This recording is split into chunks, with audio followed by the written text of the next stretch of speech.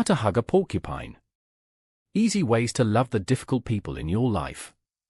101 ways to love the most difficult people in your life. The book How to Hug a Porcupine uses the metaphor of a porcupine to teach readers how to understand, communicate with, and love difficult, defensive people. Core metaphor and understanding. Defensiveness is protective. The porcupine's quills are passive tools for self-protection against fear, not weapons for intentional aggression.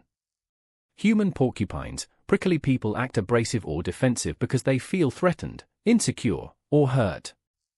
Shift perspective. Recognizing their vulnerability helps you respond with empathy instead of judgment or anger.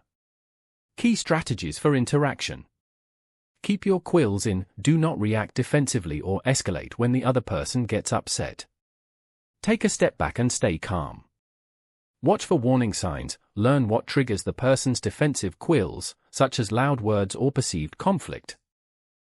Use clear communication. Avoid direct accusations or explosive confrontation. Speak calmly using I statements focused on specific behaviors and needs. Find the soft spot. Look for shared interests, passions, or calm topics to help lower their guard and bring a positive tone to the interaction. Know when to walk away. Protect your own mental well-being by removing yourself from aggressive or toxic situations. A note from the publisher. We all know people who are difficult to be around. We may run into them at work, at home, through friends, or simply whenever we are going through our day. Unfortunately, those porcupines are not going to go away. On the following pages you will find strategies for dealing with those prickly personalities. This is important not only because we simply don't have a choice but to deal with porcupines, but also because it is actually good for us to find ways to get along with those who are different from us. Other people challenge us. Other people improve us. Other people make us better human beings. Part 1. The nature and being of the porcupine. The supreme happiness of life is the conviction that we are loved for ourselves, or rather, loved in spite of ourselves. Why porcupines? For centuries, cultures from around the world have used animal characteristics to identify and describe human personality traits. In Native American culture, for example, everybody in the community must undergo a mystical rite of passage to identify their animal spirit. This animal then becomes part of their name. Examples include sitting bull and little turtle. The Chinese zodiac assigns one of 12 animals to every year, and an individual's personality is believed to be reflected in the attributes of the animal that was appointed the year that one was born. The animal characters in Aesop's fables embody different attributes of human behavior, and their stories and predicaments offer lessons on human nature. Today, expressions like stubborn as a mule, wise as an elephant, and sly as a fox are still sprinkled throughout conversation. Whether these expressions, stories, or themes are accurate or not, the way mankind draws links between animal behavior and human behavior reveals a great deal about our struggle to understand ourselves and each other.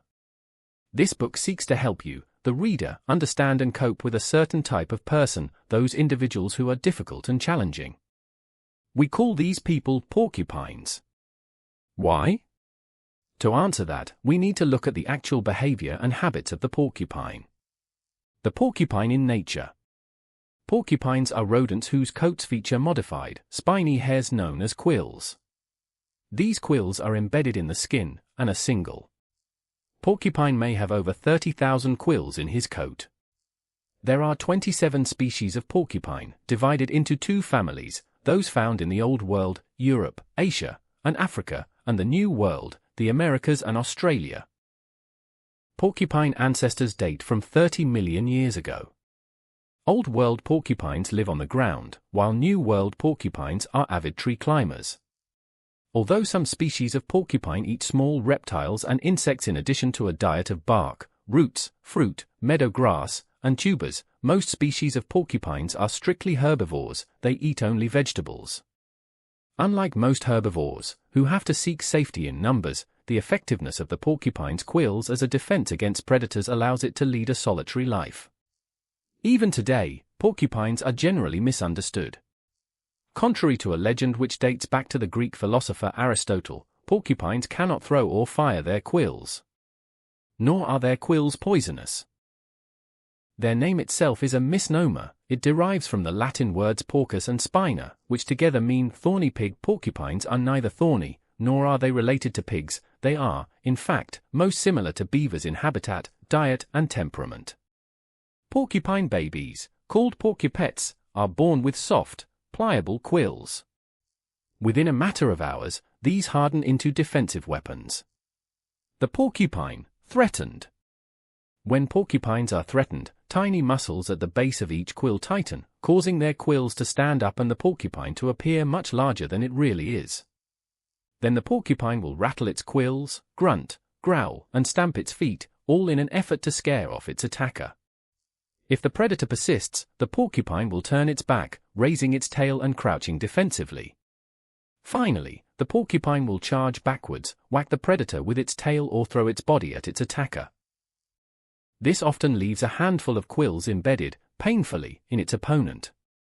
Over time, the quills can work their way into the flesh of the attacker and cause infection. Despite its unappetizing quills and highly developed counterattack, the porcupine is still vulnerable to larger, carnivorous predators. One predator, the American fisher, has evolved a technique for getting around the porcupine's quills. It flips the porcupine onto its back, exposing its tender and undefended underbelly. How are people like porcupines? Human porcupines would probably be indistinguishable from anyone else, except for their reaction to any kind of threat or incursion. It's then that, like the porcupine in nature, they puff themselves up to try to scare off their adversary. Unfortunately, this defensive behavior in the human porcupine is too little, too late in many ways. That is, the human porcupine only reveals himself when you've already stepped into his bubble and he is already on the defensive. How do you make up for encroaching on his territory, fix the situation, and determine the best way to avoid future confrontation? Learning more about the human porcupine and adapting your behavior is the first step. Part 2: A Basic Guide to Understanding Porcupines. Love one another and you will be happy. It's as simple and as difficult as that. Follows are some specific techniques to help you not only survive, but thrive, in your encounters with human porcupines. No matter where you encounter a porcupine, whether you are meeting him for the first time or have known her for years, having some reliable strategies in your back pocket can make all the difference in the world. With knowledge and the right attitude on your side, you can not only make the best out of a bad situation, but, with practice, learn how to avoid painful spots altogether. Here are ways to cope with any prickly porcupine with humor, wisdom, and practicality. Learn your porcupine's warning signs. For human porcupines, their quills are most often their words, delivered aggressively with fierce language, and often in a loud voice. Learn to recognize these warning signs so that you can be one step ahead when your porcupine gets aggressive. Keep your quills in. A porcupine's defensive behavior can be contagious. During a disagreement with a porcupine, many people will resort to their own defensive mode. Don't. There is a very big difference between trying to understand what is bothering your porcupine and getting into a big fight. So, take a step back. Take a deep breath. And try again. Don't let your own quills get the best of you. Respect your porcupine's boundaries. The attack of a porcupine is a last resort of a frightened, cornered creature trying to keep a threat at bay. We should always remember this. Because a porcupine often attacks out of fear, respecting his boundaries will keep him from lashing out. Consider your porcupine's real needs and fears. It's important to remember that human porcupines, like porcupets, are born soft. But bad experiences, fears, and failed relationships have forced them to harden their exteriors and sharpen their quills. We should keep in mind that a porcupine's quills, the result of past injuries, are a part of who the porcupine is, and they aren't necessarily meant to hurt us. This perspective helps us relate to the porcupine and provides us with the understanding we need to successfully approach her. Find that soft spot. Even porcupines have soft spots, their belly. Keep in mind that although it may require some close attention and careful strategy, you can find your human porcupine's emotional soft spot. This will be a topic that, no matter what, brings a smile to his face and makes him feel good whenever he talks about it. It could include a passion, a favorite hobby, or anecdotes about a loved one. Learn what subjects make your porcupine feel joyful and bring them up. You'll make him feel special and he'll see that you really care about how his life is going. Be empathic. Loving a difficult person requires a great deal of empathy. Take the time to ask yourself, what is that person feeling? How would I feel if I were inside those quills? What might it be like to deal with someone like me? Being responsible and loving towards a porcupine requires emotional maturity and the flexibility to think empathically. Pay attention. Pay attention, a lot of attention. If you know your porcupine doesn't like loud music or spicy foods, then exposing her to either one is just asking for trouble. Sometimes, avoiding conflict can make a world of difference. Get to know your porcupine's likes. Everybody wants to feel special, porcupines are no different. If you know your porcupine likes to relax with a glass of wine after a hard day at work, try to have one ready for her when she gets home. Does your porcupine love to watch Sunday afternoon football uninterrupted? Make plans to steer clear of the TV so he can enjoy this time to himself. Thinking of a porcupine's needs ahead of time is half the battle. Nothing disarms a porcupine faster than showing her that you care. Make your likes and dislikes clear, too. Loving a porcupine is a two-way street. It's a process of communication, education, and awareness on behalf of both parties. This means paying attention to ourselves, too. It's our responsibility to make our needs clear to our loved ones, just as it is their responsibility to do the same with us. Try to speak porcupine. The best way to deal with a defensive person is to try to get him to talk to you about what gets his quills up. Often the best way to do that is to tell your porcupine what gets your quills up. Speaking porcupine in this way will show him that you can relate to what it is he is going through and the frustration he may be experiencing. Share with your porcupine. Sometimes, exposing your own vulnerabilities can be your best defense. By admitting to your fears and apprehensions, your porcupine will see that you both have weaknesses. This will open up a door of communication. Sharing will help your porcupine feel safe enough to share her own vulnerabilities with you. Keep a safe distance. Don't rush towards a porcupine's quills unless you are prepared to handle the encounter. Remember, quills can't hurt you unless you run up against them. Learn how to avoid rushing onto or against your porcupine's quills until you are ready, or until he has calmed down a little. Don't take it personally. Chances are, your porcupine's sour mood, though triggered by you, has little or nothing to do with you. The more you recognize that a porcupine's aggressive behavior is really about your porcupine figuring out her own issues, the more energy you will have to find a solution that works for the both of you. Avoid porcupine strangers so you can focus on your porcupine. When you are working hard to understand a porcupine who is close to you, avoid those that you don't know. You simply won't have enough energy left over to handle your porcupine. So, step 1, avoid porcupine strangers if you can. If you are caught in a sneak attack, these porcupines include an angry driver you encounter in traffic, or the surly store attendant who is really having a bad day. Do your best to ignore their bad mood. Save your own energy for the porcupines closest to you. Deflect an attack with kindness. Porcupines attack when they feel threatened, so in order to deflect that defensiveness, try a little kindness instead. By using kind words and expressing a generous and caring attitude, we can diffuse the porcupine's apprehensions. Once he knows you're not a threat, your porcupine will retract his quills and peace can be restored. Use your porcupine's name. Everybody is calmed by the sound of their own name. In soothing tones, reassure your porcupine it's going to be all right. Plan ahead. As with most things in life, it helps to be prepared. Before a potential confrontation, decide how you are going to deal with your porcupine and stick with the plan. Having a course of action will help keep you from becoming defensive, too. Don't get angry. Patience is a virtue. So is understanding. Dealing with a porcupine requires a great deal of both. Resist the temptation to get angry and, instead, approach any confrontation or dilemma with patience and understanding above all else. Don't get frustrated. Avoid bringing your own issues into the ring with your porcupine. If you do, you risk becoming very frustrated, and frustration means your porcupine's gotten you hooked. In other words, it is just a matter of time before you start acting as out of control as your porcupine. So take a deep breath and rebalance. Let your porcupine rant. You've got calm and wisdom on your side. Be thick-skinned and cold-blooded. If you are thin-skinned, you will feel every prick of your porcupine's anxiety. Try to be thick-skinned instead. And don't react off the cuff. Instead, go slow. Be a tortoise. Your porcupine will burn through her energy quickly, and once he does, you will be on top. Slow and steady wins the race. Stay in control.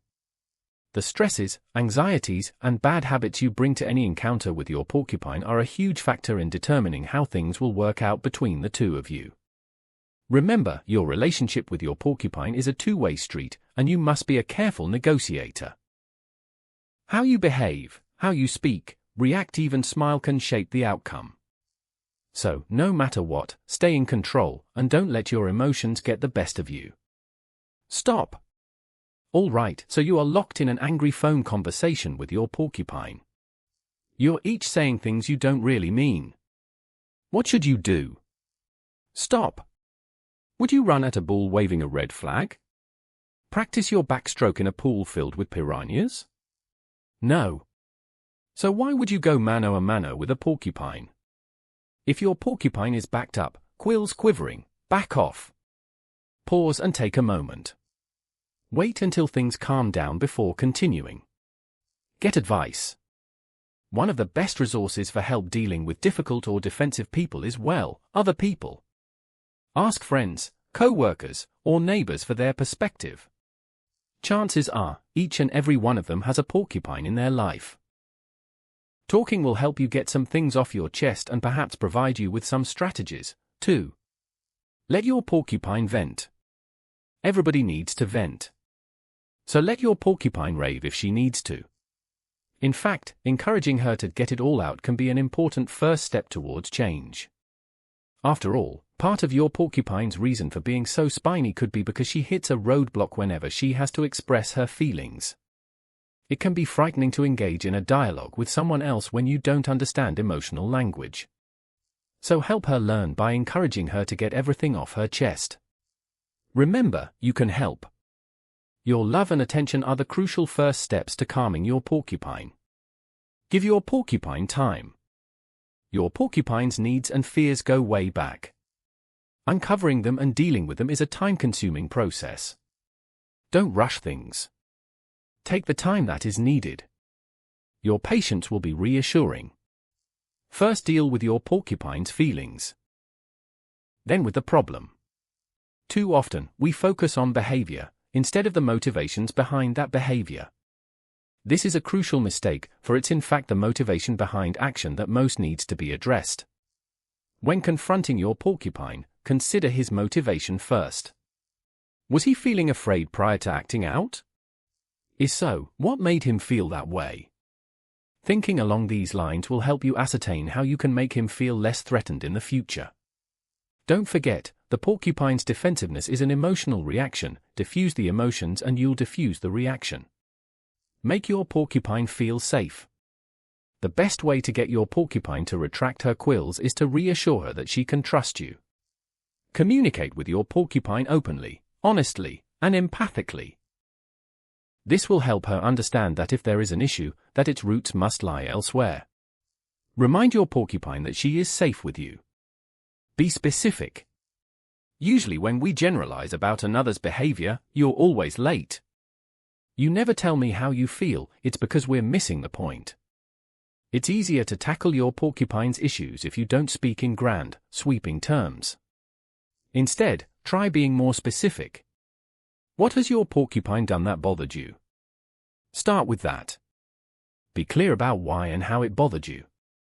Feel free to use examples, as long as you don't get critical. Now, it may be impossible for your porcupine not to feel defensive in this situation. But being specific and concise about how a given exchange made you feel will give your porcupine plenty to chew on. Your clarity will limit your porcupine's reaction. Think, compromise. Any heart-to-heart with your porcupine involves emotional work on your part. This is a good thing. A relationship that requires effort on the part of only one party is not a true relationship. For better or for worse, this means that you'll have to make some compromises. A compromise might mean making some changes to your own behavior. This will communicate to your porcupine that you are as good as your word, and that you are claiming responsibility for your 50% of the relationship. Ask, don't assume. Fears and phobias are matters of perspective. So if you are unsure about where your porcupine might be coming from, don't make the mistake of coming to the table with assumptions about what's driving her behavior. Instead, allow her to explain her behavior in her own words. She will be far less defensive, your curiosity is a good thing, and you might just learn something. Don't blame. Nothing brings out the porcupine in each of us faster than being blamed. This is because blame implies that one person has to accept sole responsibility, and this, in turn, eliminates any chance for understanding and compromise. To a porcupine, blame is the opposite of trust and communication. For this reason, blame is one of the things porcupines fear most. So, when confronting your porcupine, avoid blaming him.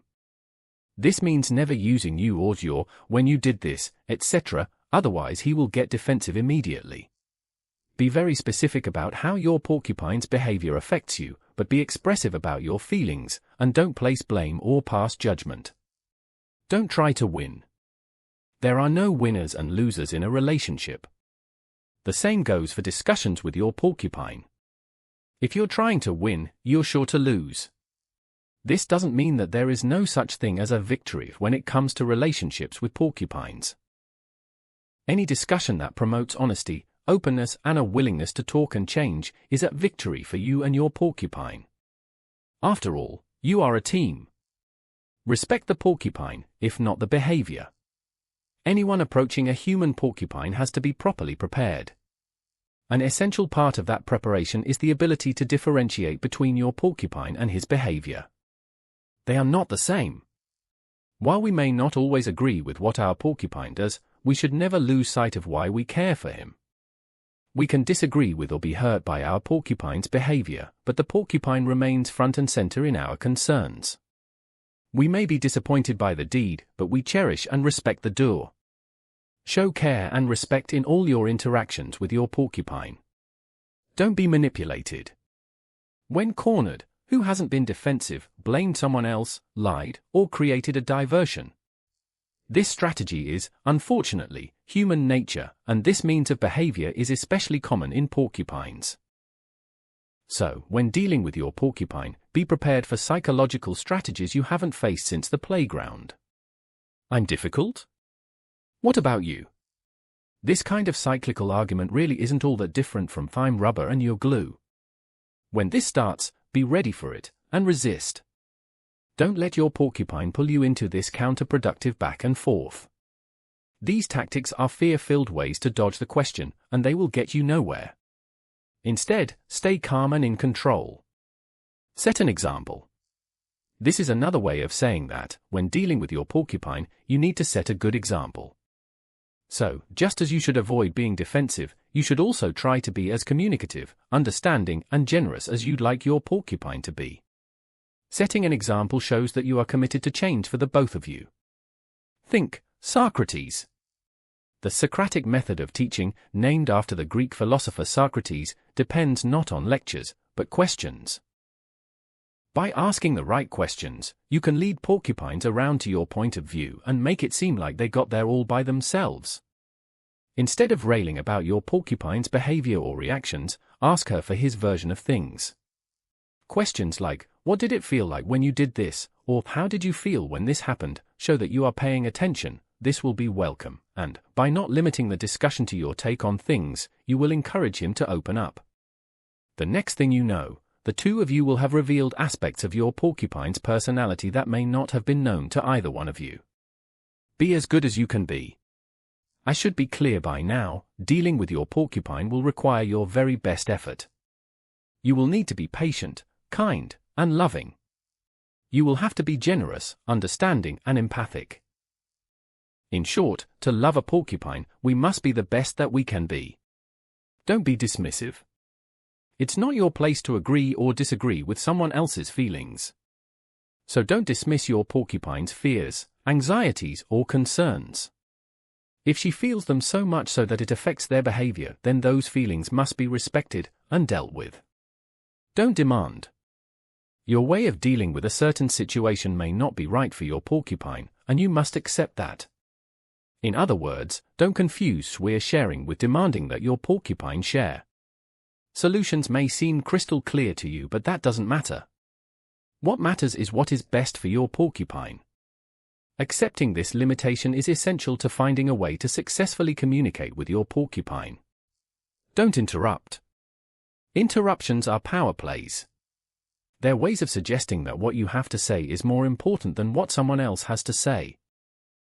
This can be particularly dangerous when it comes to dealing with a porcupine, not to mention inconsiderate. Let your porcupine speak. Be polite and hold your tongue until it is your turn to share. Talk, talk, and more talk. Let your porcupine speak and encourage them to keep speaking by asking questions.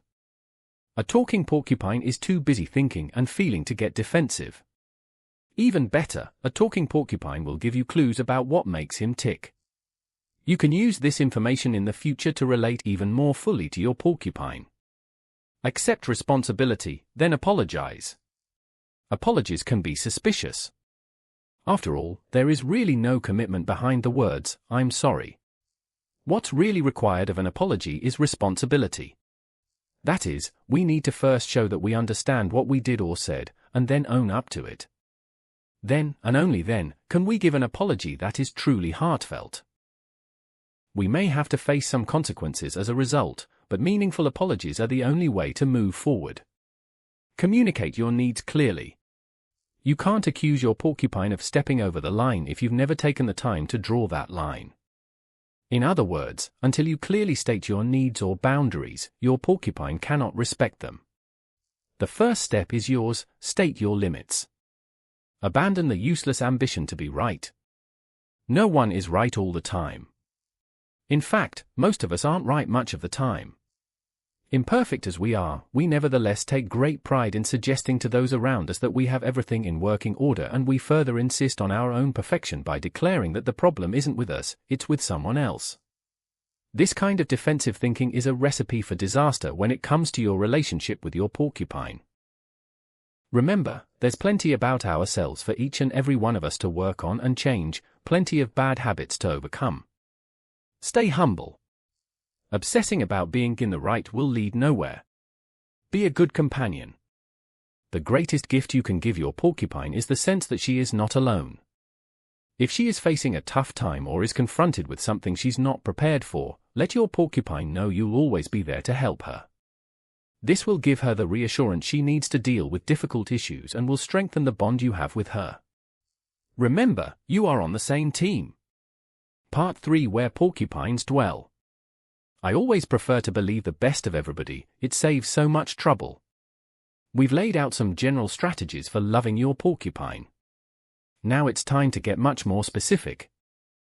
A porcupine's behavior changes with his or her environment, so the right way to deal with a porcupine at work, for example, is very different from coping with a porcupine at home. In this next section, we will offer strategies aimed at porcupines in their various surroundings. Porcupines at work. Monday through Friday, most of us spend more time with our coworkers than we do with family and friends. That can make going to work extremely interesting and potentially exasperating. Why? Because it's the rare workplace that doesn't have a porcupine or two among its employees. These include the shouting bosses, chronic complainers, non-communicative coworkers, and those pessimists who seem incapable of seeing the upside of anything. So what do you do when it feels like a workplace porcupine is making every working hour miserable? How do you handle a porcupine who you have to work with, like it or not? Don't give up. There are ways to make the workplace more manageable, so you can enjoy your job and even the people you work with again. Stay firm. It is the nature of a porcupine, as we have seen, to escalate disagreements into full-blown conflicts. Most often, this occurs when your porcupine feels he needs to defend his position.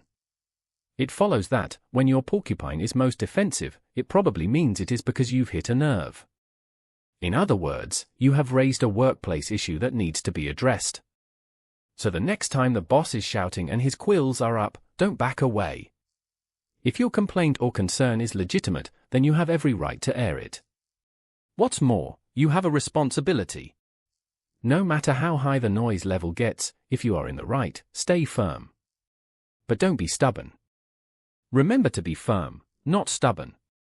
Firmness means using all your diplomatic skills to find a way around your porcupine's defenses to a solution that will work for everyone, not just you. If you are steadfast, confident, and open-minded to all possible solutions, you will not only survive the encounter, but you will also provide your porcupine and your co-workers with an excellent example of the best way to be considerate towards each other. Ask good questions. What is a good question? Well, if your boss explodes when you mention a minor problem, it may be because a bigger issue is looming, such as a deadline. Set the small stuff aside and get to the heart of the matter with a smart question. Why not say, "You seem anxious about the deadline"? I am, too. What can I do to get us back on schedule? A direct question can cut through your porcupine's anxiety and help the two of you move forward. And stick with the topic. Once you ask the question, porcupines, being true to their nature, may give you a defensive, accusatory answer. Remember, stay firm. Fight the urge to get defensive in your own right. Instead, ask another question. It will soon be apparent that you are trying to help, not accuse or expose, and any good boss will soon recognize this and back down. A good question, posed carefully, will lead to a good solution. Listen.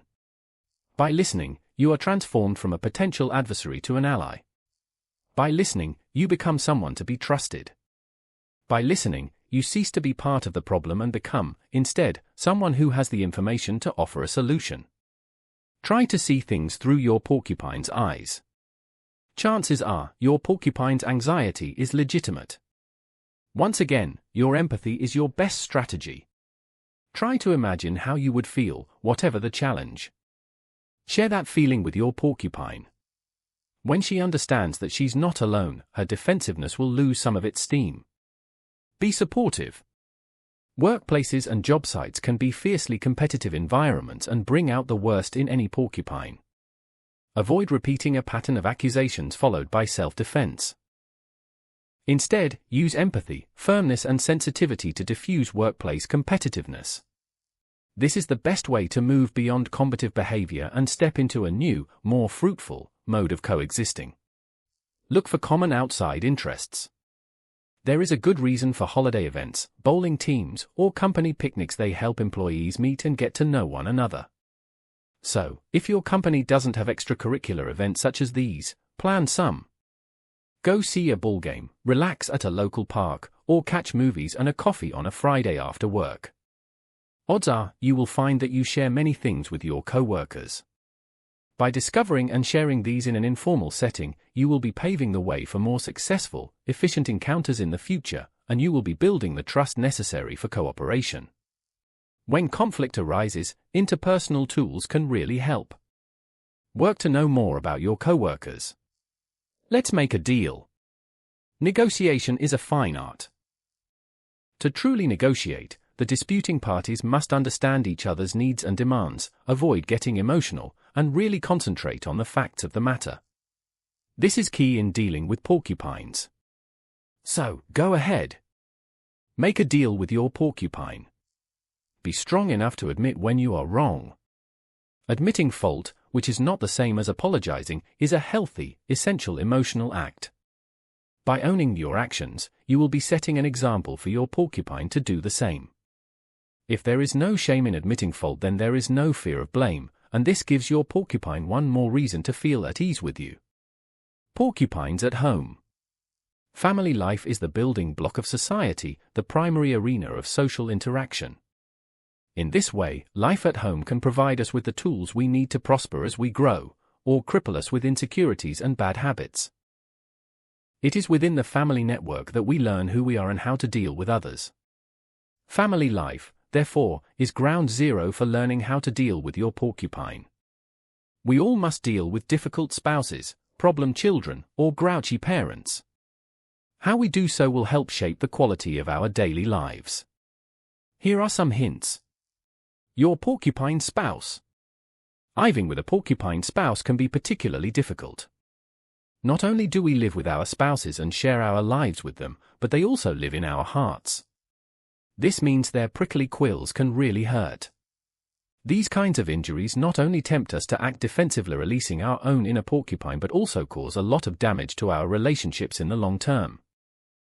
The good news is, with preparation and patience we can protect ourselves and start working on finding solutions so that life with our porcupine can be enjoyable again. In this section we lay out some ways to deal with your prickly spouse while still loving them as they are. With these tips, you can build a closer relationship and your porcupine spouse may even let down his guard. Shed some light on the problem. A common element in advice for dealing with human porcupines is rationality. The porcupine's defenses are triggered by passion and irrationality. Shed some cold, hard light on the situation, and you take away some of the justification for your porcupine's reaction. By calmly and rationally analyzing the situation that is unsettling your porcupine, you will go a long way towards diffusing his orneriness. To love your porcupine, you must love yourself. Your confrontation with the porcupine within you will better equip you to deal with the porcupines in your life. How? First, it will help you build up emotional muscle. See it as a sort of training camp before the big game. Second, it will make you more empathic. Having dealt with your own fears, you'll know how hard it can sometimes be to confront the weakest parts of yourself. It will enhance your patience. Third, it will allow you to lead by example. Your courage and clarity will be inspirational to the porcupines in your life. Call it a disagreement. Instead of calling it an argument, try calling it a disagreement. After all, the word argument has no promise of an end point, it implies a never-ending battle of words. The word disagreement, however, contains the possibility of a solution in its very definition, agreement. Instead of being viewed as a point of no return, a disagreement can be viewed as a temporary stage or a stepping stone on the way towards eventual accord. Recognize and avoid stalemates. Work together towards a solution. This will require calm, rational communication. Begin by isolating the issue at hand, striping all your emotional reactions away from it, and then get to the heart of the matter. Avoid accusation, crying, cajoling, guilt-tripping, or any other stalemates. Focus on cooperation. Carefully choose a time to talk. It is crucial that conversation does not take place in the middle of a fight. Instead, schedule a time to have a family meeting, or a one-on-one, about the issue. Then, in calm, empathic terms, ask your porcupine what is bothering her. Be warned, porcupines, being the defensive creatures that they are, will expect defensive denials and illogical counter-accusations from you. But don't give in. Resist the temptation to play the porcupine's game. Instead, in soothing tones, continue to work at unearthing the problem. Chances are, once you know what's really going on, a solution won't be so hard to find. It is key to begin by carefully choosing an ideal time to communicate, so you can take all the time you need. Suggest alternatives. Let's say that, after talking, you and your porcupine come to the conclusion that she needs some time alone. Now it's time to find a solution that will work for the both of you. Explore ways in which she can be helpful and participate around the house that doesn't conflict with her alone time. This might include doing the dishes after the kids are in bed, or walking the dog after she has gotten to relax on her own. In this way, your porcupine can still participate, while getting the time she needs by herself. Work together. Once you have come up with a plan, be sure to execute it. After your porcupine has shared his feelings with you, he needs to know that you are partners. Show this is true by carefully working together so that your porcupine will see that his new and improved behavior is supported and appreciated by you. The best way to show this is through action. So put a plan to work together. Be persistent and consistent. There is nothing more confusing than resolutions that only last a day or two. Be persistent and consistent. Diets, the Egyptian pyramids, and healthy relationships have one thing in common: they all take time. Be a role model. Set a good example for your porcupine as well as the other members of your family. Your willingness to talk openly about relationships and to accept criticism of your own behavior will help shape how your porcupine learns to handle uncomfortable situations. Hang in there. At times, it may feel like you are the only one who is really trying. But know that your porcupine is always watching. Demonstrate your love by practicing patience and empathy and by being supportive. Love is what will teach your porcupine to keep his quills down. Just when you are about to give up, your porcupine will surprise you. Play together. Don't get stuck in a rut. Play together. This is the quickest way to beat grinding routine. This can mean a family vacation, a neighborhood game night, an outing to the movies, or a barbecue. By stepping out of the humdrum, your porcupine just might have so much fun that he or she forgets all about those quills. Stop and smell the roses. In times of stress, taking the time to enjoy the little things is more important than ever. Worry can turn anyone into a porcupine, so remember to set aside your concerns for a few minutes every day in order to enjoy something small and simple. This is also important to keep your own energy up so that you can deal with your porcupine. Keep your sense of humor. Sometimes, this may seem like the hardest thing in the world. But don't give in to a snarly mood. Try not to get too frustrated when it seems your porcupine has a difficult time changing. Instead, try to see the humor in the situation. People are curious creatures, after all. Laugh, don't yell. If a fight is looming, try to steer the course away from harsh words. As we've learned, the act of yelling is one that is chock-full of fear. Laughter, on the other hand, is filled with confidence, assurance, and vitality. So try something funny, just for fun. It might be just the breath of fresh air that you both needed. Love is an act of endless forgiveness, a tender look which becomes a habit. Take a rain check. If the timing is not right, you're exhausted from work, the baby's crying, or the pasta is boiling over, be flexible and table your scheduled discussion for another time. This will diffuse some of the passion from the moment and give you both a chance to reflect on the disagreement. There is no reason to push the conversation when the mood isn't right. Still, be sure to reschedule promptly for a time that works for you both. Your porcupine child. Nowadays, with text messaging, instant messaging, and online chatting, our children are preoccupied with relationships and social issues long before they have a firmly established sense of who they are and their values. It is the responsibility of parents to make sure that children develop a strong sense of self and don't squander it on frivolous and sometimes dangerous digital exchanges. With the barrage of distractions our children face today, video and computer gaming, films with age-inappropriate language or subject matter, instant communications, and a raft of consumer goods being marketed directly to them, it is essential that parents rise to the challenge. Despite today's cyber challenge, in many ways the porcupine child of today is no different than the porcupine child of 10 years ago.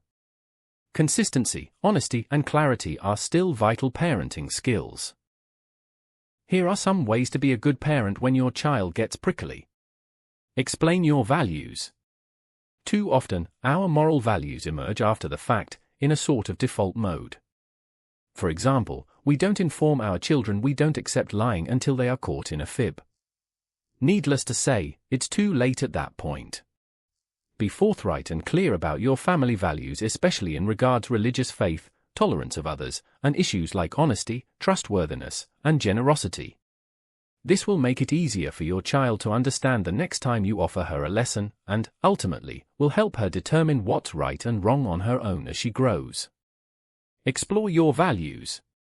Part of communicating your family's values to your children is discussing them, in some cases, even defending them. This is an important step in your porcupine child's moral development, as well as your growth as a parent. When your child asks why, you should either have an answer or be willing to search for one. Sometimes there is no easy answer, but by sitting down with your child and talking through a situation with him, you can teach him a better path towards respecting your family's values and those of others. Stick with the subject. Porcupines, both the little ones with quills and the larger ones with attitude, depend on distracting others as a form of self-defense.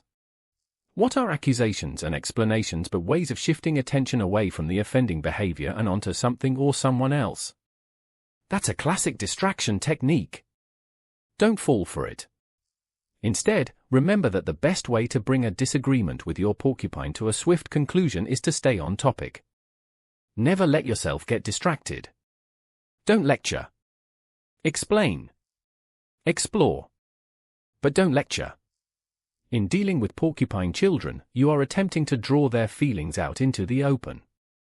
A lecture will shut them up. Instead of giving a speech, use a conversational tone which invites participation. Be vulnerable. Many parents feel they have to be faultless superbeings in order for their children to respect them. In fact, the opposite is true. It is by being vulnerable and by showing your children that you are affected by the same rules, disappointments and conflicts as they are, that you can show your porcupine child that she isn't alone. Show her you struggle, too, and you will show her that you understand why she sometimes sticks her quills out. Then you can move to the next step, showing her that there is a better way to go about things than getting prickly. Be as good as your word. It's simple, but powerful. Conduct yourself as you would have your child conduct him or herself. Get to know what your porcupine likes. Your relationship with your porcupine child requires sharing and exchange. As we have seen, a relationship that is all one way is not a dialogue but a diatribe, and it's bound to be frustrating for everyone involved. No parent should expect that his or her preferences should be their children's, too. Instead, expand your mind a little and try to understand your child's likes and dislikes. For example, if your porcupine son likes listening to one particular hard rock radio station, let him put it on the next time you are both in the car. Feel free to comment, you don't have to just grin and bear it. If you like something, let him know. If you don't, let him know that as well. Expressing your likes and dislikes in a calm, unaggressive manner illustrates to your child the right way to communicate and just might lead to an interesting discussion. Visit your porcupine on his or her turf. In the wild, the porcupine goes into its defensive posture when its territory is encroached upon. Our children are no different. If a porcupine child's room is off limits to her parents, any visit is going to seem like an invasion. Respect your child's need for privacy and only enter her room if she gives you permission. If she is okay with it, spend time together in her room during homework time. This will help her realize that you are a friend, not an enemy.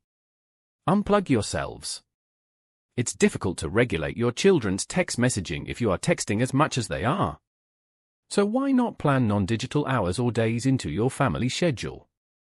You can start out with a no texting rule at mealtimes, after 8 on weeknights, or on Saturdays or Sundays. Less time in the digital world means more time in the real world, and more opportunities to get to know one another. Resist the temptation to use technology to escape a difficult situation.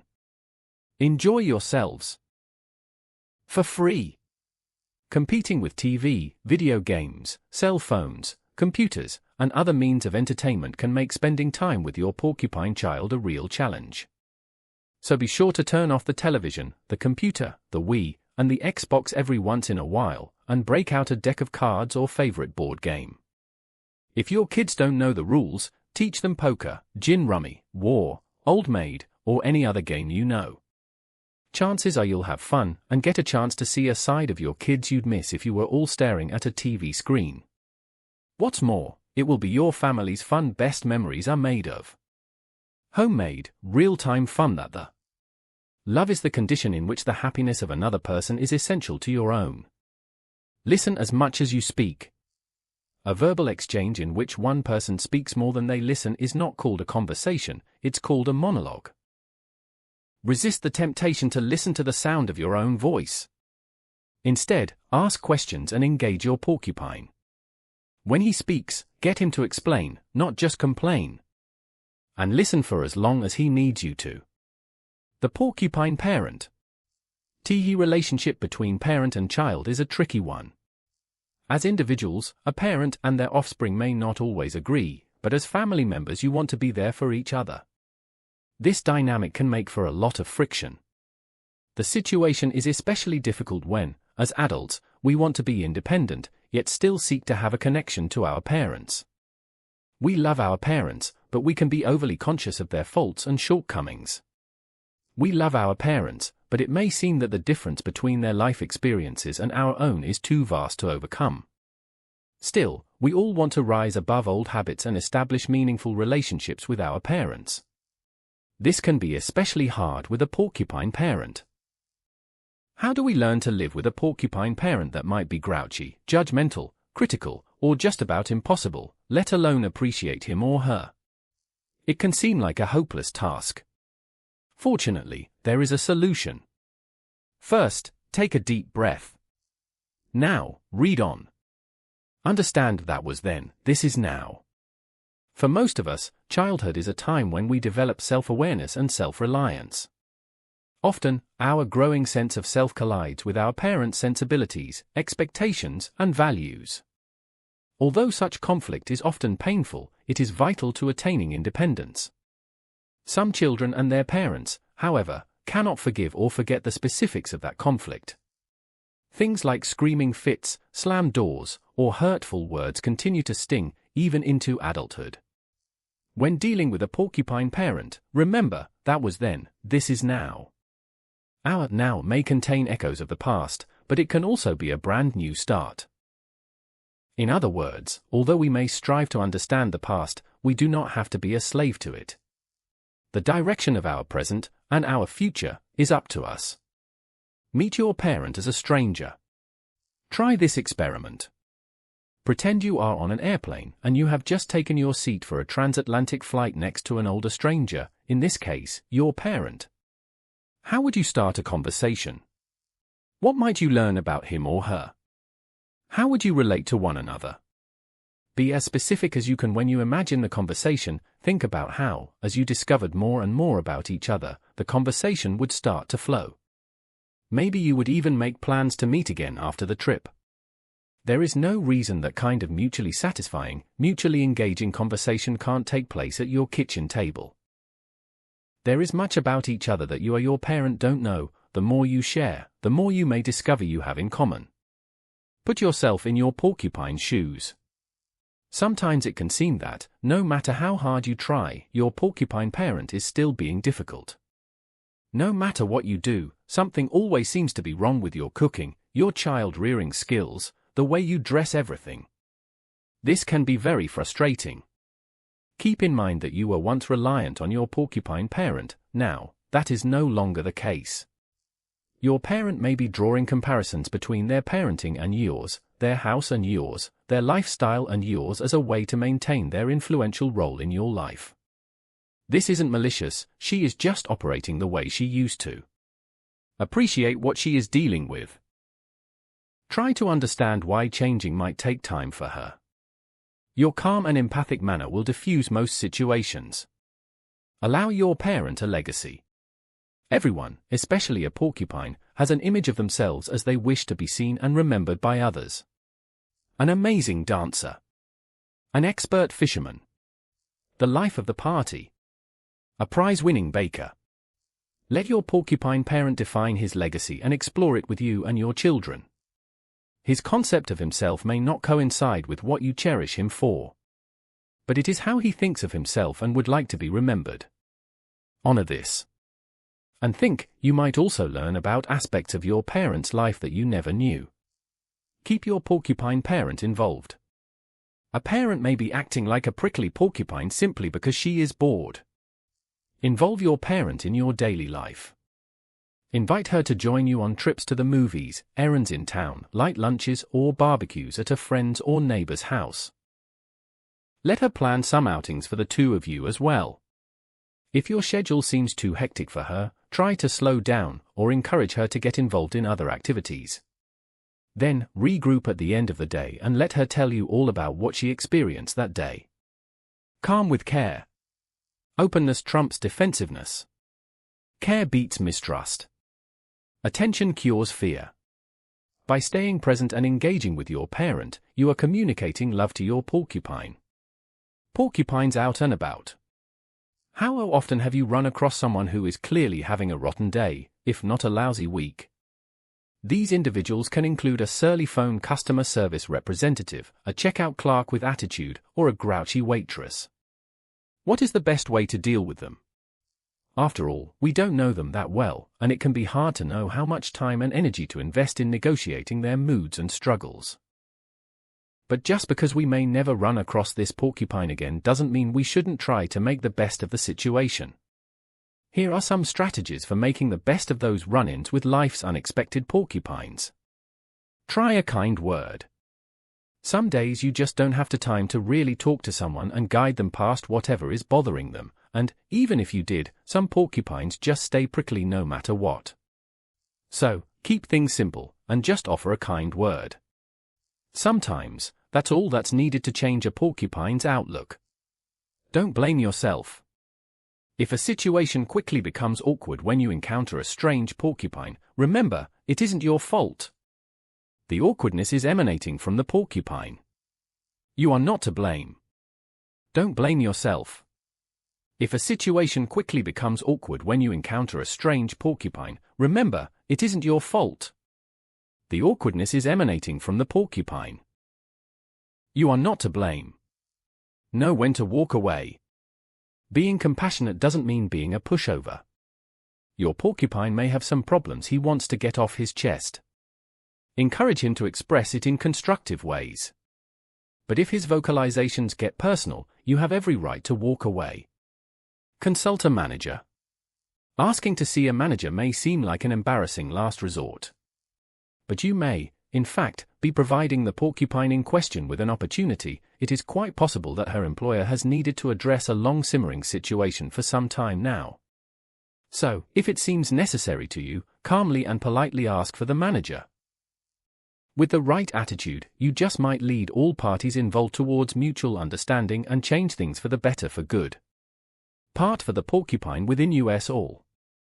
Make it a practice to judge persons and things in the most favorable light at all times and under all circumstances. It should be clear by now that everyone has an inner porcupine that springs to life whenever we are challenged or criticized, especially when we are faced with a habit or behavior we are self-conscious about. We all have some aspect of ourselves that we wish could be a little different. Some of us wish we were more productive at work, that we went to the gym, or that we kept the living room a little cleaner.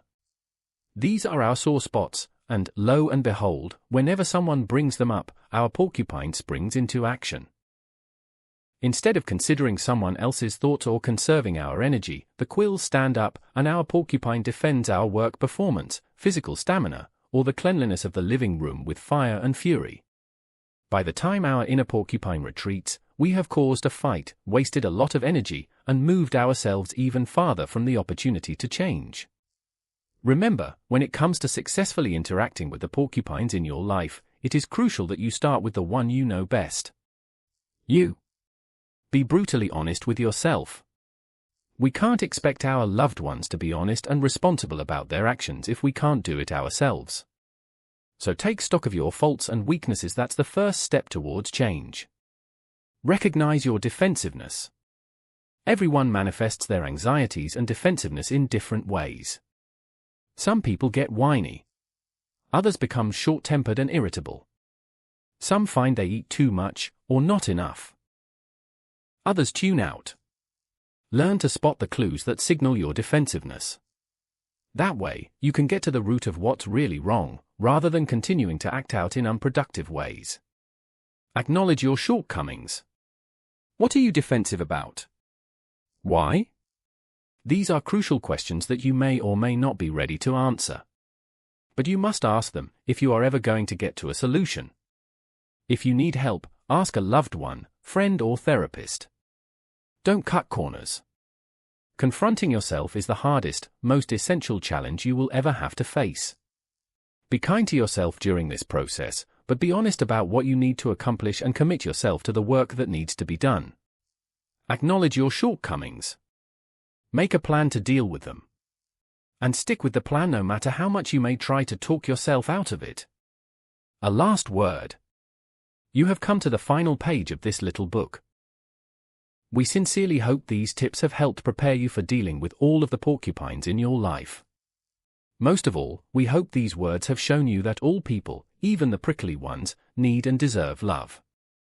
Bring these tips into your own life, and don't be afraid to hug a porcupine.